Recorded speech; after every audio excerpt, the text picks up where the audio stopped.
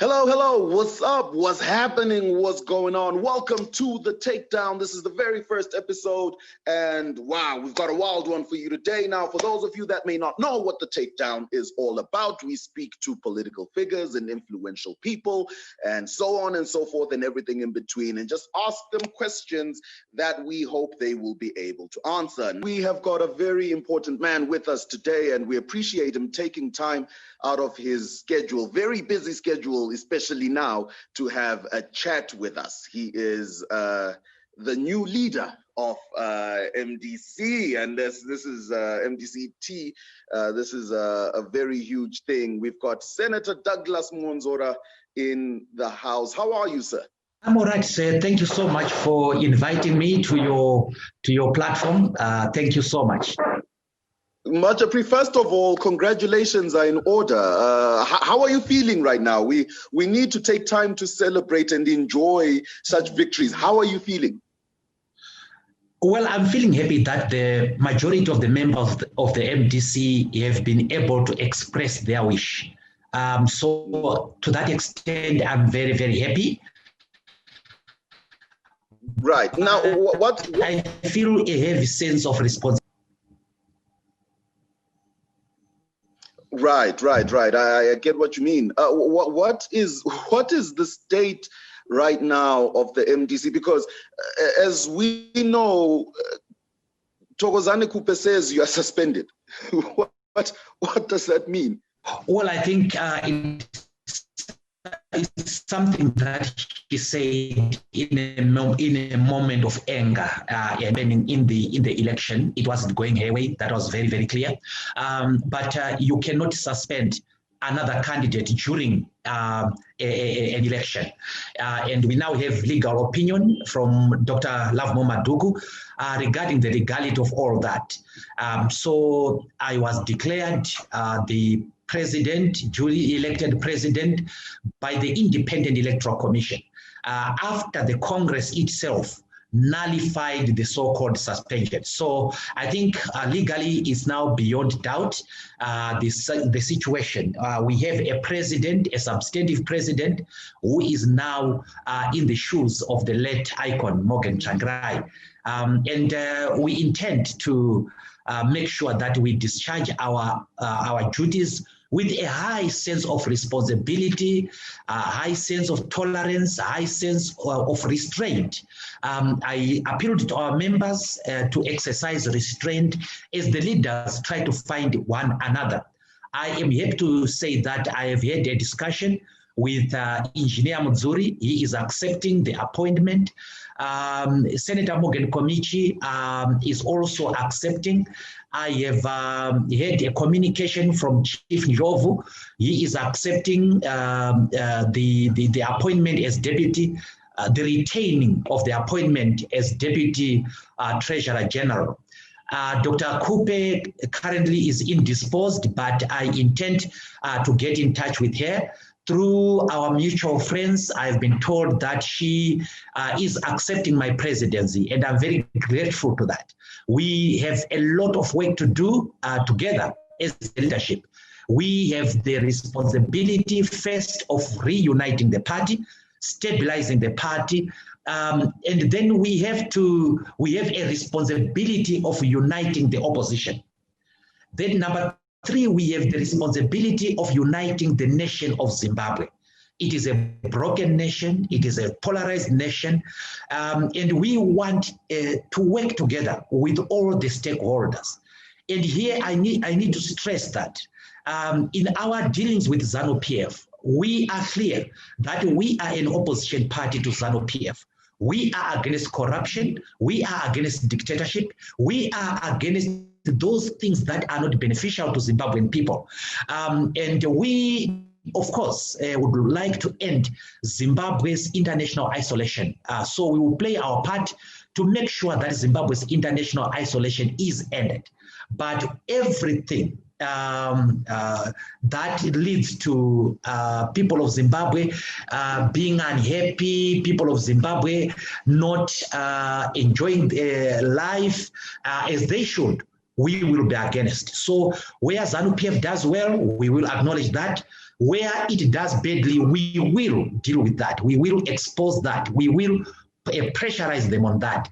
But the difference between ourselves and maybe some of our brothers and sisters is that we are not going to use hate as part of our strategy. I understand you. That's well spoken, sir. You touched on exposing corruption within ZANU-PF. I think it was the night of the elections or so. Dr.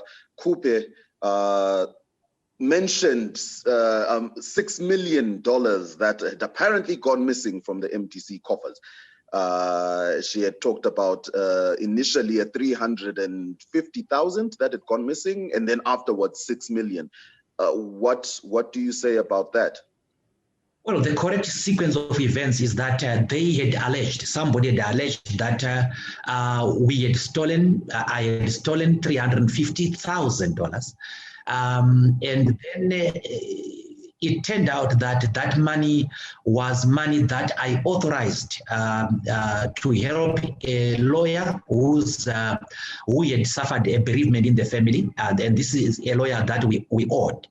And this was a weekend. It was on Saturday afternoon that we learned of the death of his mother. And I was not even in Harare. I got the information from the finance director who asked for my authorization for that expenditure. I used my discretion. Right now, I just think that there was nothing to think on my part. It was something sensible to do. I explained to it in the Finance and Administration Committee, and in the Standing Committee. That is why Dr. Khupe wrote that letter to say there was no stolen. Regarding the 6 million, there was no stolen at all. If you remember, the Congress was supposed to take place on the 19th. On the 18th, we needed to withdraw money in order to fund the delegates. And this is what happened. But in the MDC, it is impossible to withdraw money without the participation of others. So you can't withdraw money as one signatory. It cannot just happen. And of course, the money that was used was withdrawn as a result of two signatories, one from the Treasury and one from the administration that I had. I did not have physical possession of any money.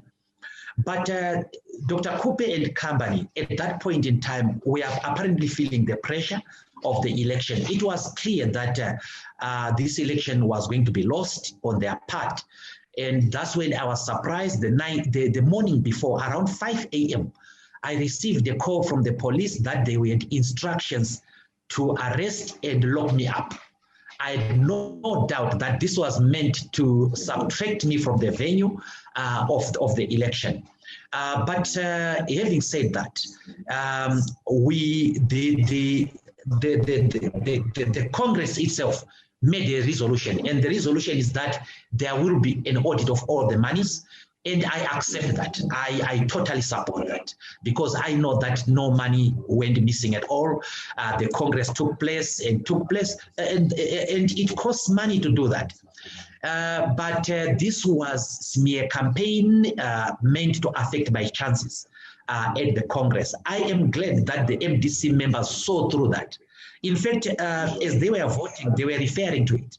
They were referring to the allegation. They were referring to the attempts to get me arrested. And they specifically said that they were going to vote for me even if I was in the cells, because they were reading through all that.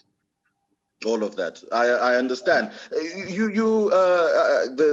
I suppose the beautiful thing about talking to you is we can ask some of these tough questions that we would love to believe we're not allowed to ask when talking to other people.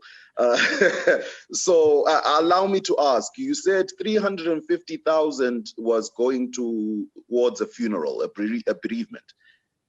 That's yes. A pretty expensive funeral. 350,000 for a funeral?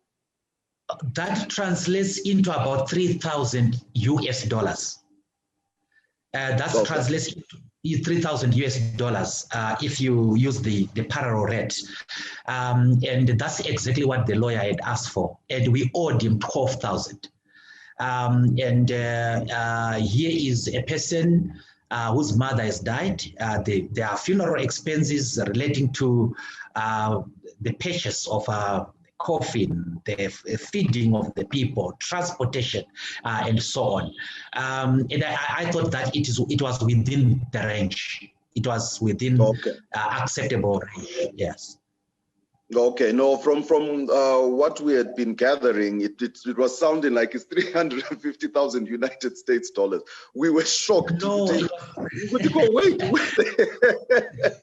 Now, sir, you spoke of uniting, President, you spoke of uniting the party. One of the things that seems to be creeping into MDC's way of doing things, from what we have seen, is violence, right? And it seems to be, so far, 2 incidents targeted at a woman. Unfortunately, it's the same woman we saw at the funeral, where she was locked up in a hut and people threatening to burn that hut down. And then just a couple of days ago was assaulted as she was leaving the HICC. What is the MDC's stance on violence, and especially in this day and age, violence against women? I have to remind you that I was in the same hut with Dr. Khupe as those hooligans were trying to burn that hut. And so we went through the same traumatic experience. And it's an experience that I don't wish anybody else to live through, to go through. So we condemn the use of violence. In fact, what we have proceeded to do is to ask our security, the Secretary for Security, the Secretary for the Youth Affairs, to work with the security of HICC in order to identify the assailant. I am glad to say that they have identified the assailant. And they are going to deal with that assailant first. As the party, we are going to expel that person, to just send a clear message that we do not accept violence against any person, let alone against a woman and a woman leader for that matter. And at that point in time, against an acting president or a candidate in a presidential election. So the fact that we have moved very, very fast to get this person identified, to get this person brought to justice, and not only that, we are going to press criminal charges against this person. So we do not accept that. But we have moved even further. There were people who were shouting at her. I won't go back to say what has she been doing as well, because nothing justifies the treatment that she received. There were people who were shouting sexist, derogatory, sexist language. We are also going to take action on those people. What is important is that we must help each other to get rid of this problem within the MDC, the problem of using violence as a means of settling political disputes. We must always encourage dialogue. We must encourage discipline, and we will enforce discipline. So I have condemned the attack on Dr. Khupe and other people who were targeted that day. We have not spoken, who are not as prominent as Dr. Khupe. I am going to be talking to Dr. Khupe, if possible, today, but I know she's indisposed, just to brief her and to update her on the progress made towards identifying the culprit. This is a criminal. This was a criminal act. It did not have our blessing. At that point in time, I had already won the election anyway. And I did not want that win tainted by a criminal act by this person. We don't know who that person was working for. And we always have to be careful that you have agents provocateurs in moments like that. The problem with us is that we gave those people an opportunity to come in between us. So we will be dealing with that, and we will be dealing with that very, very decisively. Okay. Well, we're glad to hear that. Like, as we said, this day and age with gender-based violence being at an all-time high, you know, we need to reassure our women in politics that they are, you know, and just in general, that they are very safe. We would love to know who this person is, if the MDC at some point can, I think, publicly shame him, because it's just despicable. Now, you also mentioned uniting the opposition earlier. You said that. How does this happen? In two fundamental ways. First of all, we have to reach out to all opposition parties as part of our thrust towards opposition solidarity. So it is to establish a respectful working relationship between among the political parties. Zanondonga, Zapu, Twakazi, those friends of mine, the MDC Alliance, APA, and so on. First of all, political parties must respect each other. And I believe that at this point in time, we are the bigger brother, in the sense that we have more representation in parliament than any other opposition political party. So we must establish mutually beneficial, respectful relationship. So one of the things that I'm going to be making as a standing rule is that in all our public functions, we will invite our brothers and sisters within the opposition. We are not asking them to join us. We are not asking them at this point in time to disband their parties. We are simply saying, let's work together. If there are areas where we can support them in their activities, we will do that. So that's the first thing. The second one is to find ways of getting the opposition to work together towards a common front. And again, we think that in order to do this, we must predicate this solidarity on a set of values. We should not just unite for the sake of unity, but we must unite along certain values, the values of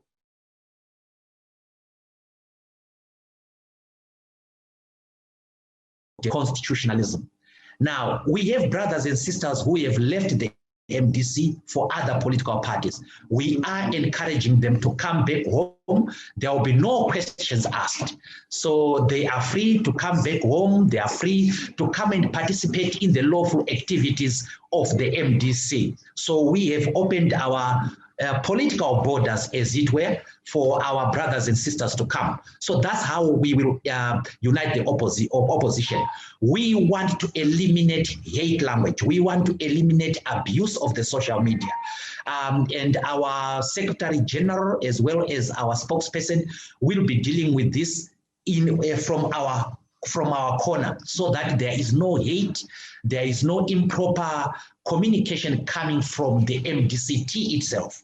So we will clean ourselves first before we demand that from the others. So the moment we eliminate hate language, the moment we tribalism, because sometimes you hear tribal language being used, tribalistic language being used, directed either at a Shona or at a Ndebele and so on.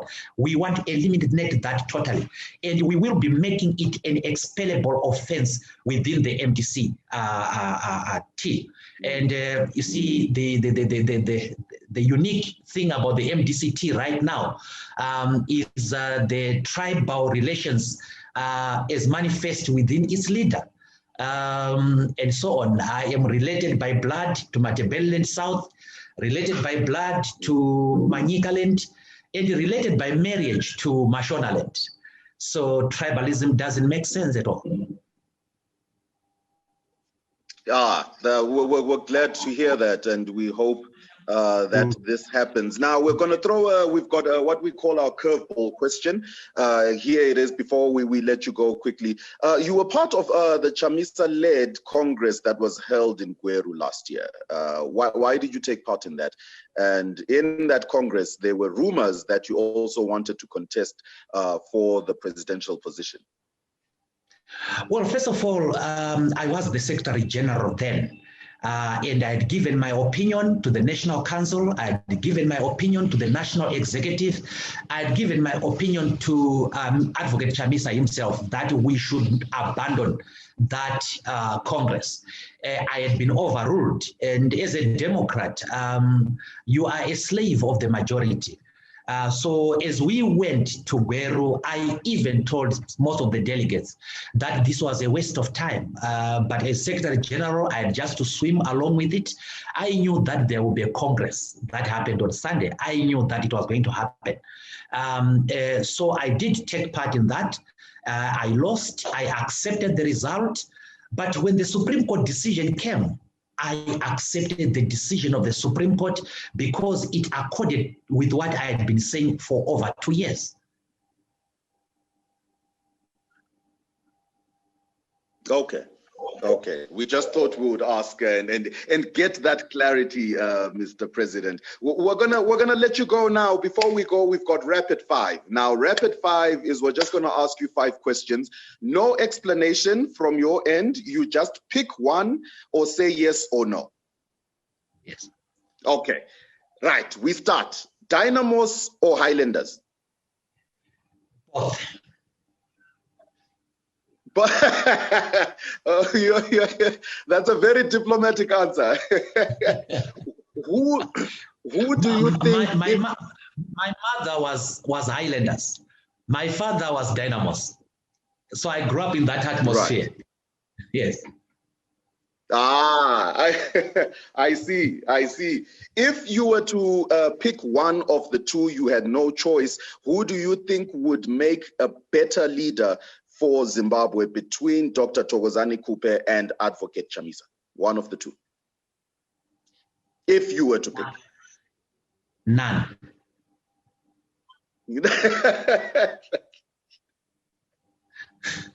I like you already, Mr. President. I like you already. Hip hop or Zim dancehall? Both. Both. If you were to bring back one musician between James Chimombe or Oliver Mtukudzi, which one would it be? One. You have to pick one. Jimmy Chimombe. You'd pick James Chimombe. Mtukudzi.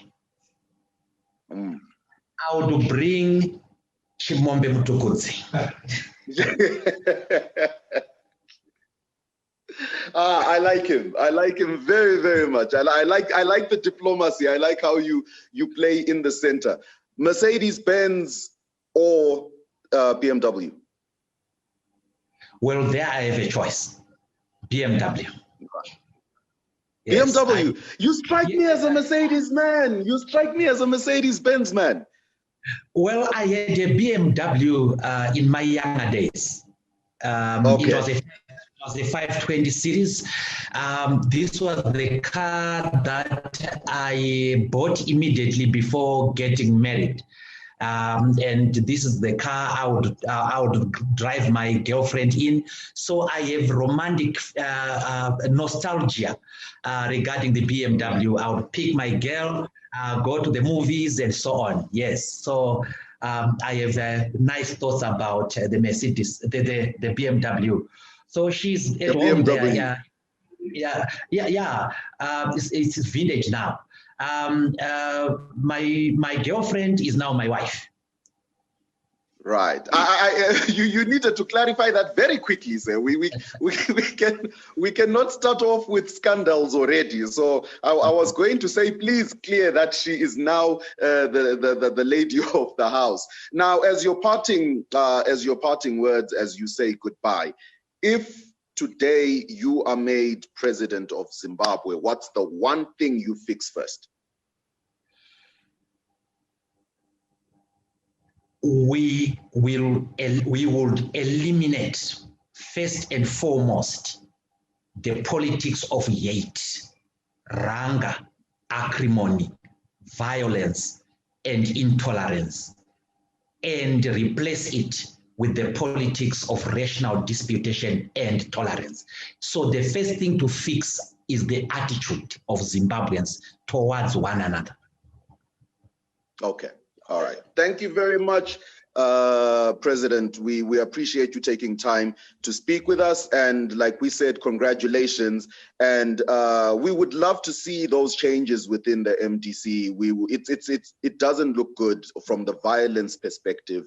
You know, we spoke of the language that is being used as well as the treatment so far that we are seeing towards women. It's, yes, been towards the same woman, but I mean, we've also seen things being said, especially before she joined the MDC, Fadzai Mahere, the things that were being said to her as well by MDC supporters and followers and so on. So we urge that be fixed. But other than that, we wish you all the best.